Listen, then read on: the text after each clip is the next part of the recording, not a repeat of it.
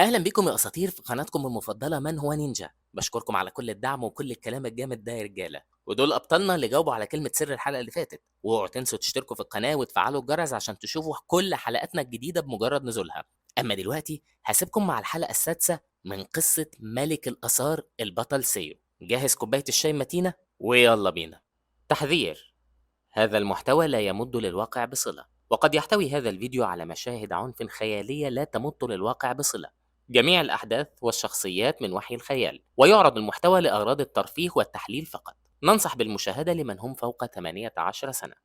شفنا في الحلقة اللي فاتت سيو وهو في الرحلة البحرية اللي نظمها أبو وأم إيرين، وبعد ما رجع منها قرر يبني شركته وعمل عقد مع إدوارد. شفناه برضه لما حضر حفلة بندورا وهناك قابل أوستن اللي كان مشهور وكان معاه أثر أفيستا، بس بطلنا قدر ياخده منه في الآخر. بعدها اكتشف إنه لازم يكون مشهور عشان يقدر يستخدمه، فصمم يكتب رواية، بس بعد ما فشل فيها قرر يركز على الآثار ومهاجمة الأضرحة وبس. يا ترى حصل إيه معاه بعد كده؟ تعال أقول له. بنشوف يوجي وهو بيصلح الآثار وبيقول: أنا مش هخلص بقى من موضوع التصليح ده. بيتفاجئ بسيو بيفتح الباب وبيرمي له الشنطه وبيطلب منه يجهز عشان هيمشوا، وهنا بيسأل يوجي بطلنا هم رايحين فين، فبيعرفوا سيو انهم هيسافروا كيوتو في اليابان. في نفس الوقت بيسمعوا الاخبار على الموبايل بتقول ان في 1000 واحد ضايعين في مدينه كيوتو وكلهم بنات. بيقول بطلنا انه عارف سبب ده وان اثر الحريم هو الوحيد اللي يقدر يعمل كده. فبيسألوا يوجي ايه هو اثر الحريم ده، فبيرد سيو: ده ملوش لازمه، كل اللي بيعمله انه بيغرب بنات وخلاص، بس هو مفيد ليا دلوقتي. ساعتها بيفرح يوجي قوي، بيقول انه اثر تحفه. بيضحك بطلنا وبيقول له: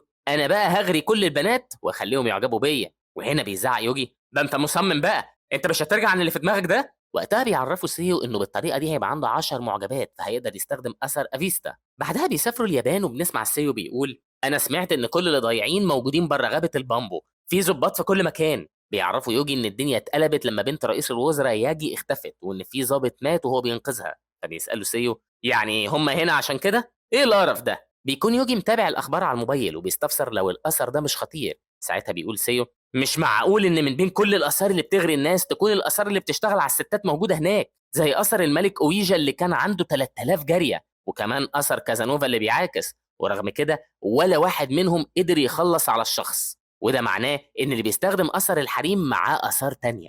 أنا هروح أشوف الدنيا فيها إيه وخليك أنت هنا. بيسيب يوجي بعدها وبيمشي. في الوقت ده بيكون الضباط بيدوروا على الناس بالكشافات، بس فجأة بيسمعوا صوت وبيشوفوا شرار وبيجري عليهم بطلنا بيضربهم بالشلوت، بيترموا على الأرض. وبعدها بيقول: مش عاوز أسمع صوت، أثر الحريم ليا أنا، أكيد في مجموعة تانية قريبة من هنا.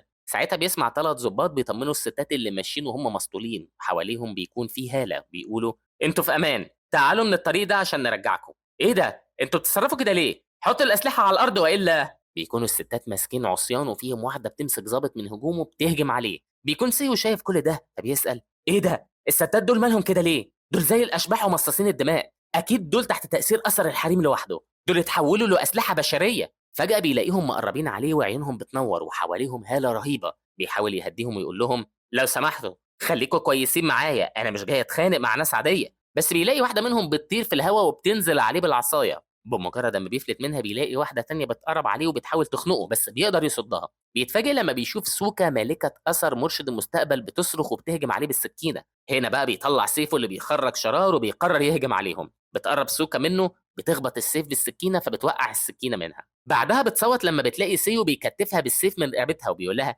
اهدي يا غبية، ده انا اللي انقذتك لما دمرت الاثر بتاعك، مش انتي سوكا برضو؟ بتسمع سوكا الكلام ده فبترجع لطبيعتها تاني وبتكون مصدومة. وقتها بتظهر الشاشة مكتوب فيها: مشاعر عدوك بتزيد قوي، تأثير الأثر على عدوك بيقل. فبيسأل سيو: يعني إيه الكلام ده؟ أديلها طاقة كمان؟ يلا فوقي. في الوقت ده بيكون يوجي قاعد وماسك موبايله، وبنشوف سيو راجع هبطان وفي إيده سوكا وبيسأل يوجي مين دي. فبيرد عليه: دي طفلة يابانية أعرفها، ما كنتش عارف إنها هتتورط في كل ده، أنا قابلتها جوه بالصدفة. أنت صاحية دلوقتي يا سوكا؟ بتعرفوا سوكا إنها فايقة. ساعتها بيسألها لو هي فاكرة إيه اللي حصل لها لما اتنيمت مغناطيسي ولو تعرف إيه اللي بيحصل هناك. بتجوز سوكا وهي متوترة: الشخص اللي سيطر عليا كان واحد من الجيش الامريكي وقال ان اسمه سايمون. وهنا بيخمن بطلنا انه تبع كلارا بما انه من الجيش وبيعرف يستخدم الاثار كمان. بيكمل يوجي: اكيد ده اللي حصل. بتبدا سوكا تحكي لهم ان في ناس كتير تحت تاثير التنويم المغناطيسي وفي هناك اكتر من 2000 مدنيه. بيقطعها سيو: مهارات الستات القتاليه كانت مش طبيعيه،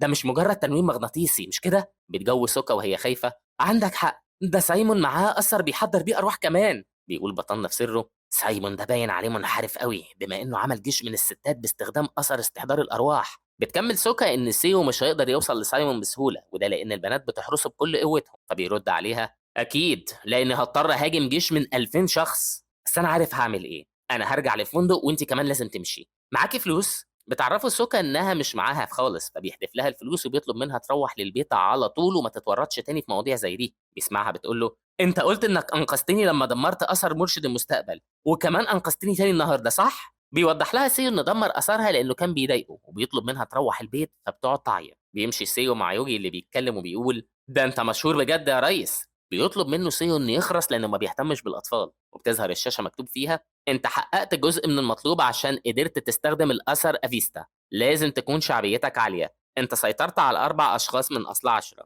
بيفهم سيو ان سوكا خضعت ليه، وبيسال نفسه يا ترى مين الثلاثه التانيين. بعدها بيسال يوجي عن اثر انوبيس، فبيعرفه انه معاه بس مستحيل يعرف يستخدمه. وهنا بيزعق سيو: مش انا قلت لك تصلح كل الاثار ما عدا حكام مصر الثلاثه؟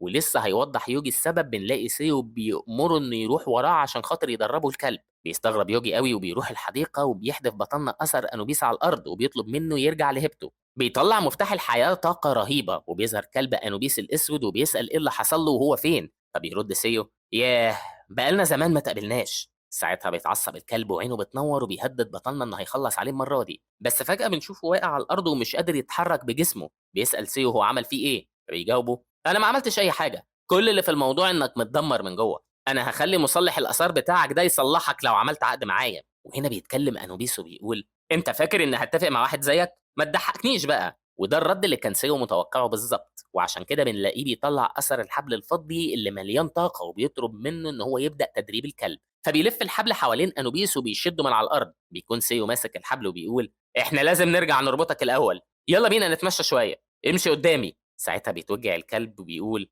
اه يا قذر، ازاي تتجرأ انك تأمرني؟ وبيرفض يمشي، فبيشدوا الحبل جامد وبيطلب منه يتحرك. بيرد الكلب: مش انت اثر زي يا حبل؟ يعني المفروض تقف جنبي، انت ليه واقف في صف الزفت اللي هناك ده؟ بيخنقوا الكلب اكتر وبيساله: ازاي تتجرأ تشتم الريس؟ بيكلم سيو انوبيس: لعلمك الاثر ده اتطور دلوقتي عشان كده هو مليان طاقه، تعال نجرب حاجه تانية، هات كفك كده. وهنا بيقرر الكلب انه يسمع كلام بطلنا لغايه اما يتصلح ويبقى قادر عليه. فبيدي كفه فعلا لسيو وبيطلب منه سيو: هات الكف التاني وتعالى ندخل المرحله التانيه، روح هات لي دي. بيرمي كرة في الجو، ووقتها بيتكون حوالين الكلب هالة حمراء وعينه بتنور وبيقول: مش كفايه كده بقى يا انسان؟ ده انا حاكم زي ما انت عارف. ما بيكملش كلامه، فبيتفاجئ ان الحبل بيجره بيروح ورا الكوره وبيديها لسيو. بيسأل سيو الحبل: انت اللي جبتها ليه؟ بيحدف الكرة تاني عشان الكلب يروح يجيبها بنفسه. بيتضايق انوبيس لانه مش هيقدر يجري تاني، وبتكون الكرة مرفوعة في الهواء، فبيطير انوبيس في الهواء بيمسكها ببقه وبيشجعه بطلنا. بعدها بيفضل سيو يدرب انوبيس لفترة طويلة عشان طاقته تخلص ويوافق على العقد. وبنسمع سيو بيعرض عليه انه هيعملوا عقد مع بعض وانه هيصلحه كمقابل.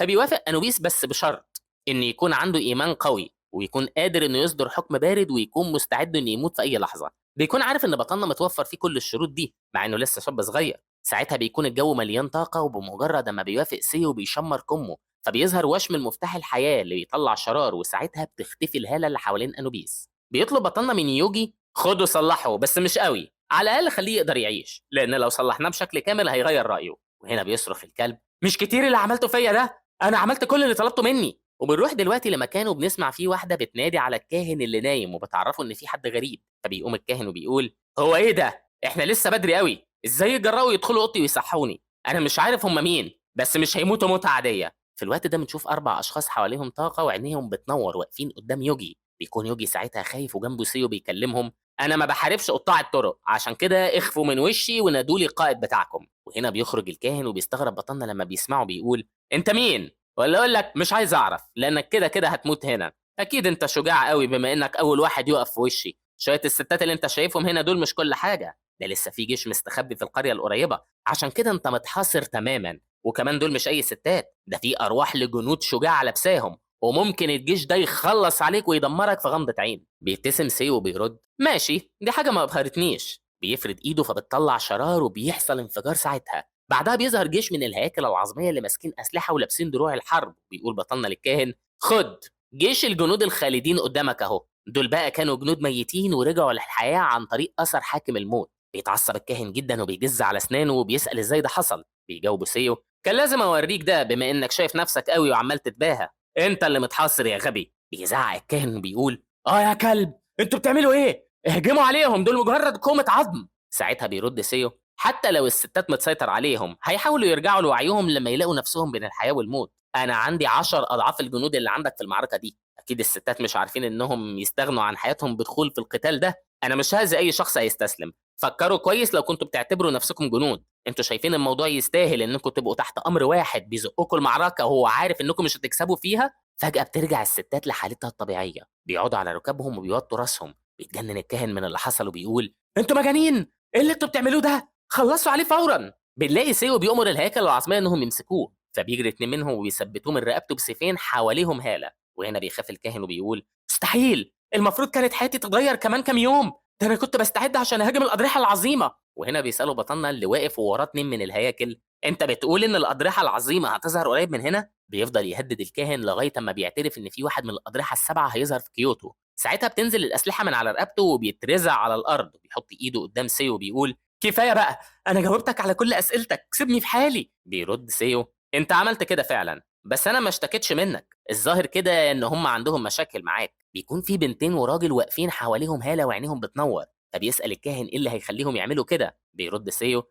جايز عشان عرفوا انك جبان. في نفس الوقت بتظهر الشاشة مكتوب فيها: سحر عدوك قل ومالك أثر الحريم اتغير، من دلوقتي بقى عندك 2000 تابع. انت حققت المطلوب منك عشان تستخدم أثر أفيستا. بيستغرب الكاهن لما بيسمع سيو بيقول إن مالك الحريم اتغير، فبيبتسم وعينه بتلمع وبيقول: دوسوا عليه. بيقرب منه الناس اللي حواليهم طاقة من الكاهن، بيطلب منهم انهم يسامحوه. وبنروح دلوقتي للفندق، بيسمع يوجي بيسأل سيو لو هيفضل هنا، فبيعرفوا سيو انه هيستنى لان في ضريح من السبعه هيظهر قريب. بيرد يوجي: بس احنا جينا هنا عشان نسرق اثر الحريم. وهنا بيتكلم سيو: مش مهم، بما اني جبت معايا كل الاثار اللي انا بستخدمها. فبيحط يوجي اللي بياكل ايده على خده وبيزعل عشان ما جابش معاه هدوم كتير، فبيطلب سيو منه انه يشتري. وقتها بيستفسر يوجي عن خطه بطنه وبيطلب منه يبص على الشباك اللي واقف وراه معجبات كتير وبيصوروه. فبيعترف بطنه انه بدأ يتضايق من الشهره دي، وبيخرج للمعجبات وبيقول: انا مش عايزكم دلوقتي، تقدروا تروحوا لبيوتكم وانا هتصل بيكم لما احتاجكم. بتتضايق المعجبات وبيصرخوا فيه، وبيرد سيو: اخرسوا واسمعوا الكلام، ممكن تشتركوا في موقع نادي المعجبين الخاص بتاعي. وبيديهم الرابط فبيوافقوا. وهنا بيسأل يوجي بطلنا يا ترى عمل الموقع ده امتى. فبيوضح له سيو ان سوكا عملته عشانه، وده لان عندها خبره في الموضوع ده ورفضت معجبين كتير، وبكده هيبقى التعامل مع المعجبين اسهل. في الوقت ده بيلمح سيو واحده من البنات وبيحس انه شافها قبل كده. بيفتكر انها السيول اللي كانت معاه في نفس فريق جون لسرقه الاضرحه، وانها كانت موهوبه جدا في ايجاد الناس والاحساس بالاثار، وده اللي خلاها تاخد دور المراقب في الفريق، وانها كانت قريبه منه جدا. ساعتها كان بيسال نفسه: يا ترى اختفت فين؟ بس شكلها كانت في اليابان. بيبص على الاثار اللي قدامه وبيمسك اثر افيستا وبيفتحه، فبيعرف ان الاثر ده بيقبل التابعين حتى لو كانوا مسروقين من حد تاني، وان في شويه اثار اتطوروا بس مش بنفس الجوده اللي هو عايزها. وقتها بتظهر على الشاشه وبتعرفه ان في 3 اثار اتطوروا، وان رتبه قلم شكسبير زادت من A ل S. هنا بيقول بطلنا: تطور الاثر ده كويس، بس مفيش اثر وصل لرتبه الحاكم نفسه. المهم انا استفدت كتير لما عملت عقد مع افيستا، وكمان خدت عطر كازانوفا وبقى ليا معجبين بسهوله. اللي مش عارف احله بقى لسه موضوع السمعه، يا ترى ايه اثر هيوصل لمرتبه الحاكم بسرعه. بيكون بيبص على الاثار فبيسمعهم بيقولوا: انت عايز مننا ايه؟ انت شكل وشك مخيف قوي. وقتها بيسمع الباب بيخبط، فبيخاف يوجي وبيقول سيو: انا حاسس بحاجه غريبه، ده صوت العربيه اللي بيستخدمها الناس اللي بينظفوا اوض الفندق. بيفتح الباب فبيتفاجئ سيول هي الخدامه فعلا، بس بيشك فيها لانه حاسس بهاله خفيفه خارجه منها. ولسه هتدخل سيول فبيأمرها بطلنا: استني عندك. لما بيلاقيها مش بتعبره بيحط ايديه على كتفها وبيزعق لها: مش قلت لك استني؟ بترد عليه بصوت عالي: ايه الموضوع؟ انت بتتصرف بالطريقه دي ليه؟ بيرد سيو: ده بالظبط اللي بساله لك، انت عايزه ايه؟ من ساعه اما دخلنا الفندق وانت عماله تحومي حواليا، ودلوقتي بتحاولي تعملي نفسك خدامه عشان تطفلي عليا. انت فاكره اني مش ملاحظ كل ده؟ وهنا بتخبط سيول ايديها على الحيطه بتزعق: انت بتوهم نفسك، انا ما اعرفش انت تقصد ايه اصلا. بيضحك بطلنا وبيكمل: انت لسه هتعملي عليا الشويه دول؟ ممكن تشرحي لي سبب طلوع هاله الاثار منك؟ انت لسه طيبه زي ما انت. في الوقت ده بتكون سيول مصدومه وبيكون يوجي مستغرب، وفجاه بتطير سيول في الهواء وبتحضر عفريته عينيها بتنور وبتأمرها تقبض على سيو. بيكون بطلنا عارف ان دي عفريته جلدال، وعفريته جلدال دي هي الشبح اللي بيظهر في قصه الممالك الثلاثه، وانها اثر حاصد وخطير جدا وبيفكر هيعمل ايه. بيقفل الباب وبيقف وراه، وهنا بيزعق له يوجي: انت هتهرب بعد كل اللي قلته ده؟ بيوضح له سيو انه ما كانش عارف ان معاها اثر قوي زي ده، وانه ممكن روحه تتحصد لو لعب مع اثر زي ده بسهوله. بيخاف يوجي وبيسأله يعني إيه حصد الروح، فبيرد سيو يعني هتموت يا حبيبي. ساعتها بيطلب يوجي منه إنه يروح ويتأسف لها، بس فجأة بيشوف سيو طاقة رهيبة طالعة من الباب، وبيسمع سيول بتقول لو فاكر إنك هتتخلص من العفريت عن طريق الباب تبقى غبي، افتحي الباب يا جلدال وخلصي على الواقح ده، وسيب المغفل التاني عايش عشان عايز أسأله شوية أسئلة. بتمد جلدال إيديها وبتفتح الباب، وبيكون يوجي بيعيط وسيو بيسأل نفسه يا ترى معاه أثر ضد الأشباح ولا لأ، ولما بيفتكر إنه مش معاه بيروح يدور على حاجة تانية ممكن يستعملها. بتكون العفريتة قريبة منه فبيمسك أثر حمورابي وبتتكون طاقة رهيبة حواليه هو ويوجي بتبعد جلدال عنهم. وهنا بتزعق سيول إيه اللي بتعمليه ده يا جلدال؟ اهجمي عليهم. بتعرفها جلدال إنها مش قادرة تعمل كده. وقتها بيفتكر بطلنا إنه معاه أثر ضدها، بس ما بيكونش عارف إيه هو بالظبط لأن الآثار كتير. بتكون جلدال خايفة لدرجة إنها بتختفي. ساعتها بيستهزأ سيو وبيقول إيه ده؟ دي هربت. هي دي مشكلة الآثار. بتسأله سيول هو عمل كده إزاي في الأثر بتاعها، بيجاوبها إنه ما يعرفش وإنه ممكن يكون حظها وحش. بيطلع أثر الحبل اللي حواليه طاقة من تحت كمه وبيكتفها بيه وبيقول لازم أعاقبك عشان اتطفلتي على أوضة شخص من غير ما ينادي عليكي. بتطلب منه سيول إنه يفكها، بس سيو بيعرفها إنه مش هيقدر يعمل كده وعايز يسألها شوية أسئلة دلوقتي لأنه عايز يعرف حاجات كتير. بيكون عمال يضحك وحواليه هالة وبيسألها مين اللي بعتها. بتتشنج وبتقول انت فاكر اني هقول لك؟ بيهددها بطلنا ان ده احسن لها لانه هيستخدم طرق كتير وهيخليها تتكلم غصب عنها. بتكون سيول عارفه ان سيو مش سهل لانه قدر يعرفها حتى لما اتنكرت، فبتقرر انها تعرفه معلومات ملهاش لازمه عشان تكسب وقت. فبتحكي له انها تبع القضيه وكانت بتدور على البنات اللي اتجمعوا في المزار، ولما شافته واخد كل البنات مشيت وراه. وهنا بيقول لها بطلنا انت بتشتغليني من امتى وانت بوليس؟ بتساله سيول انت ليه واثق في نفسك قوي كده؟ انت تعرف ايه عني؟ بيرد سيو انه يعرف عنها حاجات كتير. فبنشوف سيول بتتكلم في سرها وبتقول هيكون مفيد ليا اننا نتكلم في حاجات غبيه كده، مش هخليه ياخد مني معلومات كتير وهستنى لغايه اما اصحابي يجوا ينقذوني. في الوقت ده بنشوف اتنين لابسين بدل وفيهم واحد بيقول يلا بسرعه، هو ليه الكلب ده موجود هنا؟ شكله نايم، يلا نمشي بسرعه عشان ما يهجمش علينا. في ساعتها بيصحى انوبيس بيطلع نور من عينه وبيهجم عليهم، ولما بيسمعوا سيو بيقول كان عندي حق لما حطيت حارس، هروح اشوف قبض على مين. وقتها بيكون صاحب سيول نايم على الارض وبيصرخ عشان انوبيس بيعضه. بيخرج بطلنا وبيسأل الراجل انت جاي عشان تهجم عليا انت كمان؟ بيتوتر الراجل وبيرد عليه انت قصدك ايه؟ طبعا لا. وهنا بيمسك سيو سكينه وبيهدد الراجل وبيقطع الحظاظه اللي في ايده. بيبص عليها وبيقول له انا شفت الحظاظه دي قبل كده، انت تبع مجموعه الزهور الصينيه لمهاجمه الاضرحه، والرمز ده معناه انك العريف صح ولا لا؟ عريف الزهور الحمراء يا لياو. ولسه الراجل هيزعق بيحط سيو جنب سيول وبيقول قولوا لي بقى يا حلوين، انتوا عندكم معارف في الصين مش كده؟ وبيفتكر ان بندوره ضمت امريكا واوروبا وكانت هتضم الصين اللي رفضت واتفقت مع روسيا، وبيسال نفسه يا ترى الصين ولا روسيا هيتحركوا امتى دلوقتي ولا لا. يكمل كلامه انا هسالكم مره كمان لان مفيش فايده من الكذب، بما انكم جزء من الفريق الصيني لمهاجمه الاضرحه جايين اليابان تعملوا ايه وليه بتتجسسوا عليا؟ انت مش هترد؟ شكلكم مش مستوعبين انكم في خطر. عد الراجل ده يا انوبيس، انت ما بتحبش الناس المتنمرين والراجل ده استهزأ بيه. ساعتها بيهجم انوبيس على الراجل على طول اللي بيعيط وبيفتح الكلب بقه على الاخر عشان يعضه. بيخاف الراجل وبيعترف لسيو انه هيقول الحقيقه. بيبتدي يحكي ان هم جم عشان يتجسسوا على سايمون. فبيساله بطلنا مش سايمون ده اللي خطف كل البنات؟ بيرد الراجل الزفت ده قال لنا انه هيساعدنا في مهاجمه الاضرحه السبعه وعشان كده بدانا نتجسس عليه عشان ناخد المعلومات دي. بيقول سيو حاجه غريبه، يعني المعلومات اللي سايمون عارفها عن الاضرحه السبعه جات له من الصين مش من امريكا؟ انا افتكرت انه خدها من امريكا لانه كان بيشتغل مع كلارا. بيعرفوا الراجل ان سايمون خان كلارا. وبيبتدي بطلنا يرد ويقول شكرا، بس ازاي الصين عرفت معلومات عن الاضرحه السبعه؟ هي دي الاسئله المهمه مش كده؟ بعدها بكام يوم بنشوف سيو ويوجي ماشيين في مدينه اوتسو. بيبص سيو للفلاشه اللي سرقها وبيكون فيها كل حاجه عن مجموعه الزهور الحمراء اللي اتجسست على بندوره واخترقت معلوماتها، وان بندوره عندها كاشف تكنولوجي عالي اسمه نظام بندوره اللي حاولوا من خلاله انهم يحتكروا معلومات عن الاضرحه والاثار، بس عشان القراصنه الصينيين شاطرين قوي فقدروا يتحدوا مع روسيا ويوصلوا للمعلومات دي، وده اللي خلى امن بندوره يتاثر. برغم ان دي حاجه مش كويسه لان التحالف الصيني والروسي مليان ناس زي بتوع بندوره،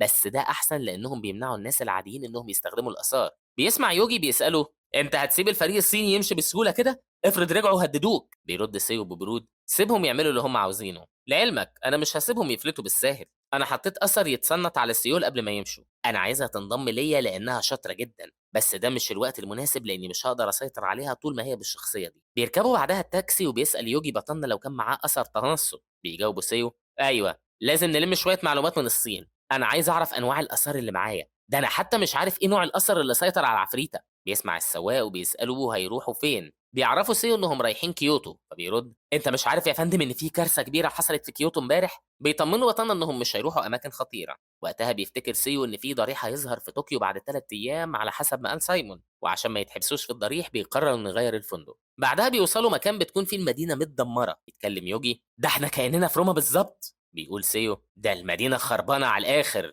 والدمار ده بيكون تهيئه للضريح اللي هيظهر على مساحه 1000 كيلو وهيغطي المدينه كلها، وده اللي قالته بندوره وفضت المدينه عشانه. بينزلوا من التاكسي وبيمشوا في اتجاه مدخل الضريح فبيلاقوه لسه مقفول، وهنا بيسأل بطلنا معقول كل مجموعات الأضرحة اللي موجودة هنا مش شاطرين؟ بيستفسر يوجي لو في هنا مجموعات تانية، فبيجاوبوا سيو طبعا من ساعة ما تنبأت بندورة إن في طريح هيظهر كل المعلومات والمجموعات اللي ليها علاقة بيهم جت هنا. وفجأة بيسمع مساعد جون بينادي عليه وبيسأله إيه اللي جابه هنا. بيعرفوا إن جوليان ما بيعبرهمش بسبب اللي هو عمله في الحفلة. بيرد سيو ببرود وأنا جربت في حاجة؟ ده أنا قلت الحقيقة بس. بيتعصب الراجل وبيقوله انت كنت بتعمل كده عشان تدمر خطتنا. ساعتها بيظهر واحد بيهدي مساعد جون وبيقول اهدى شويه يا ريس، مش ده الوقت المناسب عشان تتخانقوا، انا بتاسف لك بالنيابه عنه يا سيو. وقتها بيكون بطلنا مصدوم وبيفتكر ان ده الراجل اللي بعته جون في حياته اللي فاتت عشان يأمره بمهاجمه الضريح الاخير، وانه فضل يقنعه ما ياخدش يوجي لان الضريح سهل واداله اثر هروب اللي اتضح بعد كده انه كان السبب في حبسه في الضريح وموت صحابه. بيكون ممتن للغراب اللي رجعه للحياه تاني، فبيقرر انه هيمثل انه هيصاحب الواد ده رغم ان الموضوع ده هيعكنن عليه ولاه لان الواد حقير زي جون. بيسمع الولد بيساله انت بتتصرف كده ليه؟ بيجاوبه سيو انا كده، انت بس مش عاجبني. وهنا بيتكلم المساعد مش انا قلت لك ان الاشكال دي ما ينفعش تتكلم معاها؟ بيتجاهلوا سيو وبياخد يوجي وبيروحوا للضريح. بيقول المساعد ايه هم هيروحوا الضريح الضخم ده لوحدهم الاثنين؟ بيجاوب بطلنا ايوه عندك مشكله ولا حاجه؟ وقتها بيزعق المساعد وبيقول في مجموعات ماهره كتير ما تقدرش تدخل الضريح ده، انت فاكر انك احسن منهم؟ بيكون سيو ويوجي واقفين قدام كوره كبيره من الطاقه وبيرد ايوه هنبقى احسن منهم، خليك قاعد واتفرج. وبيدخلوا من الكوره دي ولما بيقربوا من المدخل بيطلب بطلنا من يوجي انه يجهز، بس بيندهش يوجي من جمال المكان وبيقول ده انا كاني في رحله لايطاليا، ايه ده في ناس مغمى عليهم على الارض. بيوضح له بطلنا انهم مش متعورين ولا ميتين وانهم نايمين بس. في الوقت ده بيتعب يوجي وبيطلب من سيو انهم ما يستعجلوش وياخدوا استراحه. بيجرجروا بطلنا من هدومه وبيقول له ما كنتش اعرف ان الاثار بعيده كده، يلا وهنرجع بعد ما نستعد. وهنا بيتكلم يوجي ليه كده بس؟ ده احسن مكان عشان نستريح. بعدها بنشوف سيو بيجهز شنطته وبيقول ده اللي انا متوقعه من ضريح الكسل. بيساله يوجي عن ضريح الكسل فبيشرح له بطلنا ان كل اللي حصل له ده بسبب تاثير ضريح الكسل، وان الاضرحه السبعه فيها 7 خطايا مميته زي الفخر والغضب والحسد والكسل والشهوه والطمع والنهم، وان الضريح اللي هم فيه ده هو ضريح الكسل اللي اول ما حد بيبص ليه او يقرب من المدخل بتاعه بيسيطر الكسل على عقله. هنا بيسمعوا الناس اللي نايمين بيقولوا اضرحه ايه اللي هنهتم بيها، احنا عايزين ننام ومش عايزين ندور على اضرحه تاني. وقتها بيستوعب يوجي ان ده اللي خلاه يحس بانه عايز ينام فجاه. بيخرج بطلنا مفتاح الحياه اللي حواليه طاقه، فبيظهر الكلب وبيسال سيو انت عايز مني ايه؟ مفيش حاجه اعملها في المكان ده، مش هتقدر تعدي الا لو هزمت الكسل بعقلك انت، وده مستحيل بالنسبه للبشر لانهم اصلا كسلانين بطبعهم. بيرد سيو عليه اخرس، انا ناديتك عشان حاجه تانية، امشي ورايا وبس. بنشوف الحبل بيكتف يوجي وبيسحبه وراهم. بيسال يوجي بطلنا عن اللي هو بيعمله، بيعرفوا بطلنا انه بيعمل فيه كده عشان ما يكسلش تاني. في نفس الوقت بتظهر الشاشه وبتعرف سيو ان هجوم المدخل ومشاعر الكسل عنده قلت عشان قوه تحمله. فبيقول في سره اكيد قوه التحمل مفيده احيانا بس لازم اخلص بسرعه لاني حاسس ان حماسي بيقل. بيسمع انوبيس بيمدحه لانه قدر يوصل للمسافه دي كلها، وبيعرفه انه لازم يمشي شويه كمان علشان يوصل لمدخل لانه لو خسر قدام الكسل واستريح في مكان معين الموضوع هيخرج من ايده. بيساله لو هو واثق انه هيقدر يكمل، فبيجاوب سيو عندك حق، خلينا نعمل حفره هنا، هو لازم ندخل من المدخل؟ لو دخلت من الحفره هتبقى كانها مدخل بالظبط، وبما ان المنطقه هنا شكلها صعب فلازم افجرك عشان تساعدني في العمليه، بس ما تقلقش هينفع تتصلح بعد كده. وبيفرد ايده بيطلع منها شرار وبيحصل انفجار كبير. ساعتها بيفوق بطلنا يوجي وبيعرفه ان مشكله المدخل اتحلت وبيحلف له مفتاح الحياه. بيطلب منه يصلح انوبيس وبيكملوا طريقهم. فبيتكلم يوجي ويقول ده احنا جوه الضريح بجد، يا ترى ايه الاثر اللي موجود هنا؟ بيرد سيو ده قصر دوموس اوريا الذهبي، ما بيفكركش بحاجه؟ ده امبراطور روماني انت عارفه كويس. بيكون يوجي متنح وفجاه بيحصل حريق، فبيزعق يوجي